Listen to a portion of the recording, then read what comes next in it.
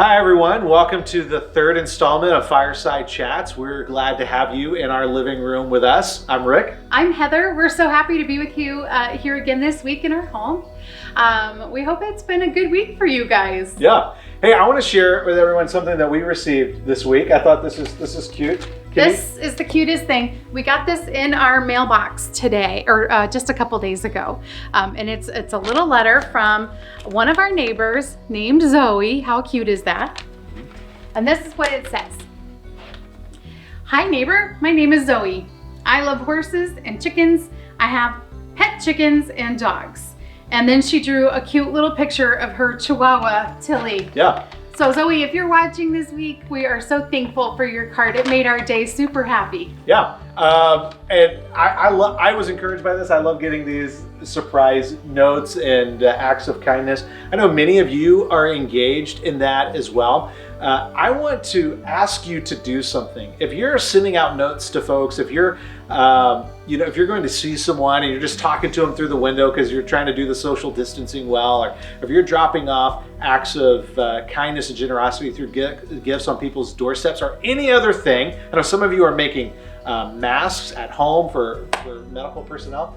Would you do this? Would you do me a favor? Take photos of it with your cell phone, take video of it with your cell phone, and then upload it on Instagram and Facebook, and use this hashtag that you see at the bottom of the screen, Autumn Ridge Cares. I'd love for you to do that. In this time that we're distant from one another, it can feel like all of these acts of compassion and kindness are invisible. They're more valuable than they've ever been. So let's get it out there. And for any of you who feel like, oh man, that doesn't feel like what humility would do, I don't want to do self-promotion. This is not about self-promotion. This is about sharing the love. This is about sharing the encouragement. Who knows? What you share could inspire someone else. What you see from someone else might inspire you. I really think this could be a boost to our church and to our community as a whole. Let's celebrate all the acts of kindness and love. And make sure you use that hashtag, Autumn Ridge Cares. And we want to catalog these and we want to celebrate these publicly. I love this idea because I am not a very original person when it comes to creative ideas. I always steal things from Pinterest or things that I see other people doing. So by using this hashtag, we can share with each other what we're doing and get ideas on how we can also make somebody else's day brighter. I love it. All right, babe, let me ask you this question. Okay. We've been stuck at home for a couple of weeks now. How are we doing? Okay, so for those of you out there who think that being married to a pastor is, just like a page right out of heaven. It's heaven on earth, right? Heaven on earth.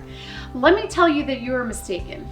We are normal people, just like you guys. Average to below average. Average to below average. I have evicted Rick from the main floor of the house and put him in a bedroom downstairs so we can make our calls and not be interrupting each other. I'm still doing Zoom calls too loud. He's so loud. Yeah. Also, we have successfully only made the garbage run twice. Since we've lived here. And I've missed it 2 weeks in a row. Yeah, so this morning, again, Rick, the garbage run! Yeah, so I had to come and acknowledge to Heather, babe, I did something dumb again. I did not get the garbage out on time. Fortunately, I have access to a dumpster, so I will be making a dump run a little bit later, actually right after we film this. Yeah. But that had the potential. Listen, we got to get rid of this garbage. It's been 2 weeks now. That had the potential to create some real... We cannot park in our garage because of the boxes. We're still getting rid of boxes and stuff like that. That's... Right. Okay. Don't judge us. There might be a little stuff here that we gotta do. But this had the potential to be friction and flare-up. Yeah. It did not become a dust-up for us. But give us one more week of stuck at home, it could turn into World War III. It's going down. All right. So this weekend, I talked about guilt and shame in the message. And I talked about the fact that if you are in Christ, Jesus eradicated your shame. You are not defined by your successes and your failures. You're not defined by what you do. You're defined by what he accomplished for you. You're defined by what he says about you. And so that means that you have incredible, infinite worth, and you are free from shame. All right. How does that go from being this great Sunday morning, let's celebrate it kind of truth, to impacting real everyday life? Yeah, that's something that I think we all have to really pay attention to, is the fact that Jesus died for my sin. And not only that, he died for the sin of everybody in this household.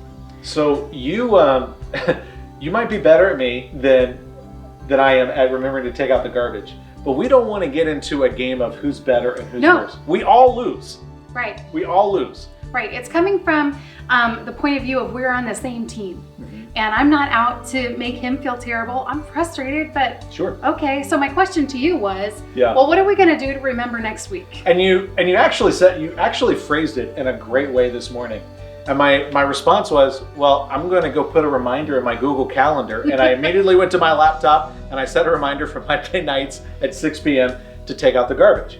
Now, you could have easily have chosen to say, well, what are you going to do about that next time, dummy? Or I could have been defensive. Right. But either one of those responses would have been really shame driven. Right. If you're trying to shame me, you would be defining yourself and me by what we do. Right. If I responded in a defensive way, it's because I define myself by what I do, and I can't bear to look at it because it's too painful. But if we remember we truly are set free from shame by Jesus, we have the ability to go, hey, wish I didn't do that. That was wrong. You deserve better than that. I want to make it right.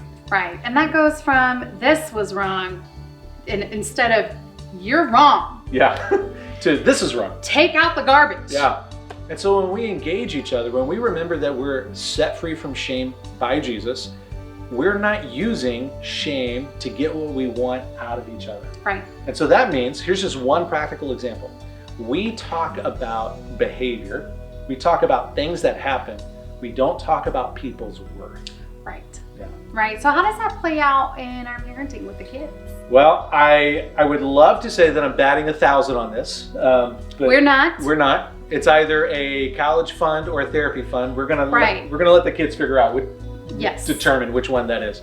What I'm going to talk about next can apply to marriage relationships. It can apply to friendships, dating relationships, work relationships, all kinds of relationships. Yeah. But we'll talk about it in the context of our kids. We want to create the kind of environment in our home where we cultivate, it's a good thing. It's an expression of love to regret choices. It's an expression of love to mourn how something that I did impacted somebody else and how it also impacted me. And so we say to our kids, it's okay. It's okay to feel bad about this choice and the impact of this choice. You're not allowed to feel bad about yourself. Right. Yeah. We got a lot of this information from one of our favorite authors that talks about wholeheartedness and shame resilience, and that's Brene Brown. In her book, Daring Greatly, she has some great tips when talking about shame with your kids and how to raise shame-proof kids. In that book, I just love it. Yeah, good stuff. Another great resource is a guy named Dr. Henry Cloud. He's probably most famous for his book, Boundaries. He's a Christian psychologist. He's a leadership and relationship expert. I've signed up for his free daily emails. I also follow him on Instagram, and I get daily encouragement from him. He has some great insights. I would encourage you guys to follow him or sign up for his email as well. Fantastic resources to help you in these areas. Yeah. Hey, we probably don't have enough time to talk about it, but I want to mention one more resource. And it's a different angle altogether, but what I'm talking about has to do with finances, and I want to talk about Financial Peace University. And the reason that I want to share this with you isn't because we're going to ask you for money. As a matter of fact, I want you to keep more of your money, and I want you to have more of your money available for acts of generosity and kindness. I'm pretty sure that over the coming days and over the coming months, that many of us are going to want to be generous. And it's wise choices today that make generosity possible tomorrow. And I'm just going to reference a couple of things. I would encourage you, if you're not familiar with the principles of Financial Peace University, go to daveramsey.com and just play around on that website and get as much of this information as you can. You'll be so glad that you did. We started adopting the principles of Financial Peace University a little over 10 years ago. Yeah, about 10 years ago. Absolutely life-changing for us. We didn't feel like we really knew what we were doing with money, and it was so great to finally be on the same page. That's right, and it set us up for success. Especially, we had a couple of seasons of very lean times. Yeah. And because of what we learned from Financial Peace University, it set us up to get through those times without hurting us. Right. Right. One of the things that Dave Ramsey talks about is having, I lost the term right off the top of my head, but basically an emergency fund. An emergency fund. Yeah. Having an emergency fund. And some of you might be thinking, oh my goodness, it's too late to create an emergency fund. It might be too late to have one for this particular situation, but it's not too late to start the steps that would be necessary to do that. One of the first things to do, and we've been doing this for over a decade, is every month we budget every single penny. We start with what we're going to give to our local church and other ministries that we want to support. It begins with setting aside the amount of money that we want to go to savings, to bills, and everything. And we track every single penny because we want to be the boss of our money. We don't want our money to be the boss of us. Right. And that's a great first step for you to take. And sometimes it's a bit challenging, isn't it? It is. I mean, even now, 10 years later, we're still using the idea of the envelope system that Dave Ramsey introduced. And it's still a little crunchy sometimes when you're like, what envelope is that coming out of? And I want to say, guess. Yeah, but I'm not telling you. Discipline is the pathway to freedom. Yes. And we've discovered amazing freedom because of leaning into Financial Peace University. Right. I'm sure that that class will be offered at Autumn Ridge in the future. Maybe we'll be able to offer it online. I'm not making that promise, but we're beginning to look at what kind of classes can we make available online. Hopefully, that's one that we can do. But certainly when we're all together again, that's one we'll provide. But check out DaveRamsey.com. Yeah, it's great. Also has really great resources for your kids. I know we've been using this time with our own children and teaching them about really making use of everything that we have.